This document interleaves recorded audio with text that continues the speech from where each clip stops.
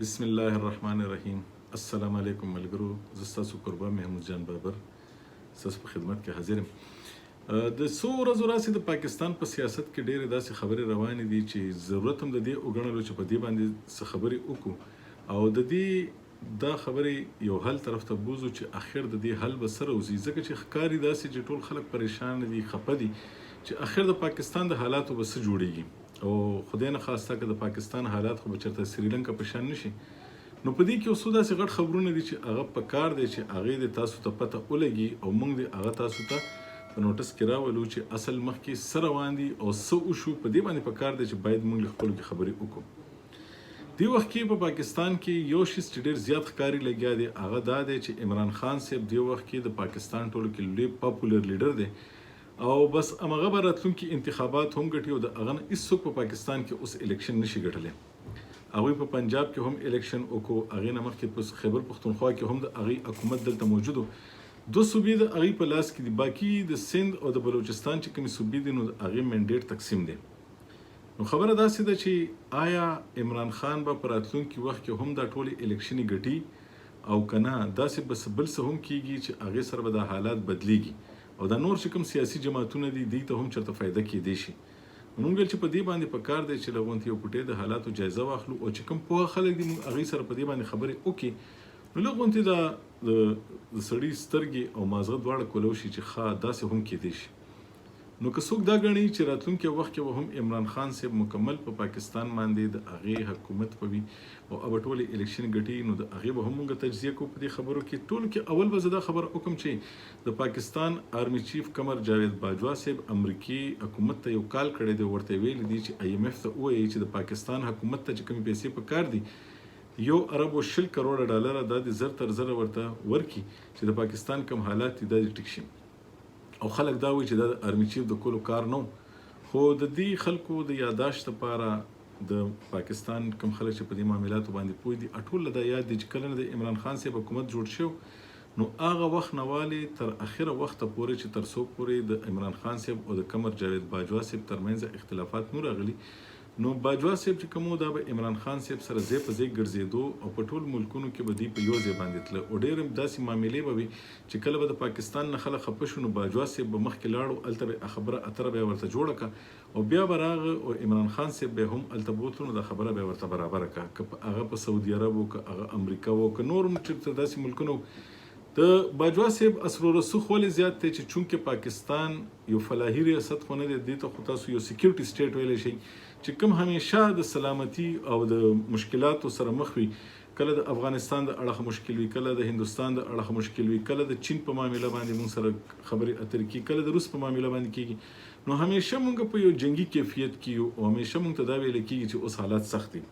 نو په دې حالاتو کې دنیا ته هم چې کله د سیکیورټي ضرورت خصوصا سعودي عرب ته امریکې ته هم زمونږ ضرورت پیښیږي نو هغه هم زمونږ فوج سره ډیلینګ په خپله کوي او ورسره که سعودي عرب غوندې ملکونه دي که د UAE د نور ملکونه داسې دي نو هغه چې کله پاکستان سره خبره کوي نو هغوی کوشش کوي چې د پاکستان فوج سره خبرې وکړي. نو دې دپاره اهمیت د دې خبرې زیات دی چې کله هم دا ملکونه مونږ سره خبره کوي نو زمونږ آرمی چیف سره راځي دي ملاقاتونه کوي. مونږ ته وقتاً فوقتاً روزانه په TV باندې ښکاري چې بهر نه خلک راځي او زمونږ د فوج مشرانو سره ملاویږي. د هغې غټه وجه دا ده چې د خلکو تعلقات مونږ سره چې کوم دي نو هغه په نورو معاملو نه زیات په سیکیورټي په مسله باندې سلامتۍ په مسله باندې دي، هغوی مونږ سره فوجي خبرې اترې خامخا کېږي. نو دې د وجې په دنیا کې زمونږ چې چا کوم ملکونو سره تعلقات دي خصوصا امریکا، سعودي عرب او دې ملکونو سره زمونږ د فوج اثر و رسوخ هلته زیات دی. نو دې دپاره وایي چې دا مناسبه وګڼلی شوه چې آرمی چیف صاحب که خبره وکړي نو امریکا به چونکې هغوی ته ضرورت پیښیږي د پاکستان فوج سره د خبرو اترو نو امریکا به پخپله په دې باندې د هغې حکومت به ضرور د دې خواست چې دا درخواست چې کوم دی نو د دې به خیال ساتي او IMF سره به خبره کوي. په پاکستان کې دننه خو دې له په بد نظر باندې وکتلی شو خو که د باجوا صاحب په وینا باندې دا $1 کروڑ پاکستان ته راځي او دا پیسې جاري کېږي نو د دې به د پاکستان په معیشت باندې یو ډېر لوی اثر وي ولې چې په پاکستان کې دې وخت کې کمی چې کوم دی نو هغه د ډالر دی. کمی ځکه دی چې دې وخت کې زمونږ دنیا سره کاروبار کم دی، ایکسپورټ زمونږ کم دی، زمونږ دنیا ته چې کوم سامان خرڅولی شو لیږلی شو هغه کم دی، خلک مونږ نه کم اخلي. مونږ د دنیا نه بهر نه زیات راغواړو نو هغه چې مونږ سره شته ډالر هم چې کوم دی نو هغه مونږ په هغه سامان کې ورکو. نو که کله زمونږ د IMF سره د معاهده وشي او پاکستان ته د پیسې میلو شي، نو د دې یو حل خو یو فایده خو چې کوم دی چې معاشي پوهان وایي ابدا وي چې دې سره به دا وشي چې د پاکستان معاشي مسله به حل شي. دویم به دی چې د پاکستان په دنیا کې چې کوم پوزیشن دی چې هغه کله کله خراب وي. خلک وایي چې نه د پاکستان معیشت داسې نه دی چې موږ د دې سره نور کاروبار وکړو، خو چې کله ول IMF سرټیفیکیټ ورکړي چې مونږ چک اوس دی خپل ځان ساتلی شي او مونږ هم له پیسې ورکړي، نو بیا به دنیا هم دې سره پاکستان سره نور کاروبار به هم زیات کی. خصوصا هغه ملکونه چې کوم مونږ دوستان ملکونه ګڼو، چین دی که سعودي عرب دی او که نور ملکونه دي، هغه به هم مونږ سره اله کاروبار زیاتوي چې کله مونږ سره د IMF سرټیفیکیټ وي. د IMF سرټیفیکیټ چې کوم دی دا یو ډېر لوی اهمیت لري، څنګه چې خلکو سره په پاکستان کې یا په بل ملک کې د ډرایوینګ لایسنس وي، نو چې کله د IMF سرټیفیکیټ تا سره نو مطلب دا دی چې تا خپل معیشت په داسې انداز وسته چلې لګي چې هغه کم از کم دومره دی چې ته سبا خپل قرضې هم واپس کولی شي او معاملات مخکې بوتلی شي او فضول خرچیانې نه کې غلطې پیسې نه لګي. خلک خو د IMF ته هر څه ته په بد نظر باندې ګوري، خو چې کوم خلک په دې معاملو باندې پوهېږي هغه وایي چې د IMF که دا مونږ باندې دا چک نه وي او مونږ د IMF په وینا باندې دا خپل څیزونه نه وي ټیک کړی، نو د پاکستان معاشي حالت په نورم خراب شوی، غلا غدو به دلته زیاته او د سبسیډیانې او شیزونو په نوم باندې به خلکو لوټ مار کولو. اوس چې په پاکستان په ادارو کې کوم لږ ډېر استحکام دی، لږ غوندې ډیسپلین دی، هغې کې د IMF غټ کردار دی. نو یو خو به دې سره دا وشي، بل به دا وشي چې پوهان دا وایي چې د تیل قیمتونه چې کله پاکستان کې زیات شو نو د تیل استعمال کم شو. اوس په دې وخت کې د یو اندازې تر مخه دا پوهان وایي چې 15% د تیلو استعمال کم شو.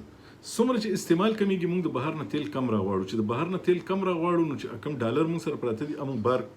کم لیږو، چې بهر کم ولیږو. دلته چې په پاکستان کې اوس لکه د 40 ورځو تیل که مثال خبره پراته دي، نو موږ نور تیل د بهر نه راغواړو، نو هغې سره به دا فایده کیږي چې زمونږ کم از کم چې ډالر کم بار تله ابه بند شي، ابه دلته پاتې شي، بیا به ایکسپورټ چې کیږي مونږ کوم بهر سامان خرڅو ای په بدل کې به هم ډالر راځي. په پاکستان کې هغه خلک چې چا خپل پیسې د خپل زړه سره نیولې دي او هغوی له دا پته ده که مارکیټ ته مو ویستې حالات ښه نه دي، دا پیسې به ډوبې شي، نو هغوی به هم خپل ډالر او خپلې پیسې به بار راوباسي. نو په دې سره به دا وشي چې د پاکستان روپۍ چې کومه ده د هغې قیمت به بیا وخیږي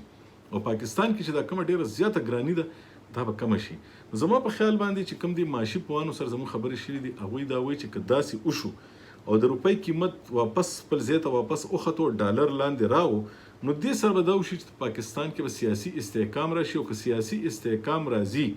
نو هغې سره چې دا کوم موجوده حکومت دی چې د چا د کې مشر میاں شهباز شریف دی، په هغې کې آصف علي زرداري صاحب دي ورسره دي،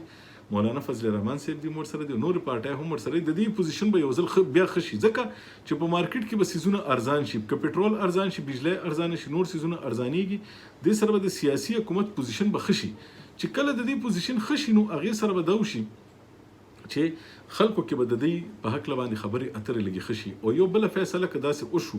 څنګه چې مسلم لیګ نون وایي که میاں نواز شریف په راتلونکي ورځو کې پاکستان ته راتلی شي، که هغه پاکستان ته راو او دې وخت کې په پنجاب په سطح باندې د مسلم لیګ نون د کارکنانو پریوتی زړه واپس راوچت شو، ځکه چې هغوی سره دغه یو واحده لار ده چې بیا نواز شریف که پاکستان ته راولي نو هغه کارکن به یو ځل بیا ګرمجوشه شي، او بیا بهر روزي، او د عمران خان ته چې په دې وخت کې کوم سیاسي اج حاصل دی نو پوهان دا وایي چې هغه به لږ غونتې راکم شي. نو چې هغه راکم شي نو هغې سره به دا فرق پروزي چې بیا به په پاکستان کې چې د دې وخت کې د دې حکومت چې کوم وفاقي حکومت دی د هغې نه چې د کوم د خلکو ګیلې دي نو هغه ګیلې به هم د ګرانۍ کمېدو سره کمې شي، د ډالر قیمت به هم لاندې راشي، روپۍ به لکه پاس لاړه شي. میاں نواز شریف راتلو سره به یو نوی قیادت چې کله راشي نو ورسره به د پیپلز پارټۍ د خلکو زړه به هم غټ شي، د جمعیت علما اسلام د ټولو خلکو چې هغه خلک چې کوم د عمران خان د دې وخت کې چې کوم پاپولیرټي ده یا چې کوم دې وخت کې هغه مشهور دی په پاکستان کې، هغې ته به لږ غونتې دې ته یو سهاره به ورته میلو شي، یو ډاډ به ورته میلو شي. او یو بل شی دی چې که هغه وشي چې کوم ویلی کېږي چې هغه به کېږي لګیا دی او په هغې باندې خبرې اترې روانې دي، هغه د عمران خان صاحب په هکله باندې چې کوم موږ د فاینانشل ټایمز چې کوم هغه ریپورټ راغلی دی په هغې کې دا ویلی شوي دي چې عمران خان صاحب ته د بهر ملکونو نه د هغه خلکو نه پیسې میلو شوي دي چې کوم خلک پاکستان ته پیسې ورکړي دي او هغه د پاکستان د قانون خلاف دي، او دا په پاکستان کې نه صرف غلط ګڼل کېږي بلکې دا په یورپ کې هم غلط ګڼل کېږي، دا په امریکا کې هم غلط ګڼل کېږي، او دا په دې ملکونو کې پیسې راغونډې کړې شوي دي او عمران خان صاحب وی روړي دي هغه دلته یې روړي خپل د اسپتالونو او د نورو معاملاتو په نومونو باندې راغونډې کړي او د سیاست لپاره استعمال کړي دي. که دا فیصله چېرته د عمران خان خلاف راځي او د الیکشن کمیشن د قانون مطابق هغې باندې هغې ته سزا کیږي او د هغې په پارټۍ باندې پابندي هم لګېدی شي، بیا به دوی مجبوره وي چې د نوې پارټۍ په نوم سره به دوی مخې ته راځي او نوې پارټي به جوړوي او د پارټۍ به نوې نوم به جوړوي. همدغه خلک بوله مشران کوي، خو د پارټۍ نوې نوم چې جوړ شي دې سره به دا یو خبره ثابته شي چې دوی باندې خبره ثابته ده او چې د هغې کوم محسن نقوي چې د چا په ذریعه دوی پیسې راغونډې کړې وي هغه به هر ملک کې دې وخت کې ګرفتار دی، نو هغه ته چېرته سزا کیږي او بیا عمران خان هم به غوښتی کیږي چې هغه دې هم راوستی شي، نو دې سره به یقینا چې تحریک انصاف ته یو سیاسي نقصان به رسي. نو دا به هغه څیز چې دې باره کې په دې هکله زموږ دا خپل خیال دی چې دې سره به په پاکستان کې په سیاست کې به یو بدلون راځي او هغه خلک چې هغه دا ګڼي چې د عمران خان د مشهورتیا د پاپولیریټي دا چې کوم دې وخت کې کوم یو ګراف دی دا بالکل اسمان ته رسېدلی دی، دا به کلم لاندې نه راځي، نو دې سره به دا شیزونه واپس خپل ځای ته راشي او د نورو جماعتونو ته به هم د ساه اخیستو موقع میلاو شي، د دوی خپل کارکن به هم راوځي او دوی به بیا د مقابلې واپس دغه ته راشي. خو خبره دا ده چې دې وخت کې د پاکستان کې چې کوم خبرې اترې روانې دي نو د خوشحالۍ خبره دا ده چې کوم هغه د خفګان وخت و چې پاکستان هم خدای نه خواسته د سریلنکا غوندې یو ملک جوړېدی شي هغې د خطرې نه کم از کم راوتي او که دا د تیلو د بجلو د نور قیمتونه واپس له غوندې لاندې راغله نو خلک کیدای شي چې واپس خپل دغې چې کوم بایللی زړه دی هغه واپس بحال شي او د دې امکانات ډېر زیات دي. نو یو نوي ویلاګ سره به ډېر ژر ستاسو خدمت کې حاضرېږو. الله په امان.